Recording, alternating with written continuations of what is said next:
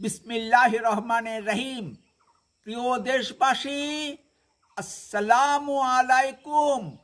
আমি সামিউল প্রধান, নীলফামারী জেলার ডোমার উপজেলার ৫ নং বামুনিয়া ইউনিয়নের বারোবিশা মৌজার প্রধানপাড়া কেন্দ্রীয় জামে মসজিদের সামনে দাঁড়িয়ে বলছি, জাতীয় সংসদের আসন পুনর্বিন্যাস করতে হবে।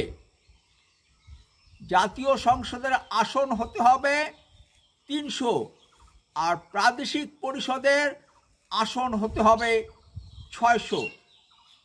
৩০০ আসনের জাতীয় সংসদে সাধারণ আসন থাকতে হবে ৭০%, নারী আসন থাকতে হবে ১০%, হিন্দু, বৌদ্ধ ও খ্রিস্টানদের জন্যে আসন থাকতে হবে ১০%, আর পেশাজীবীদের জন্যে আসন থাকতে হবে ১০%।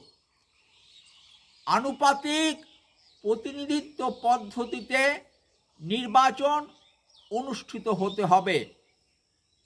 জাতীয় সংসদের আসন পুনর্বিন্যাস করা হলে এবং আনুপাতিক প্রতিনিধিত্ব পদ্ধতিতে নির্বাচন অনুষ্ঠিত হলে টেকনোক্রেট কোঠায় কাউকে মন্ত্রী করার প্রয়োজন পড়বে না।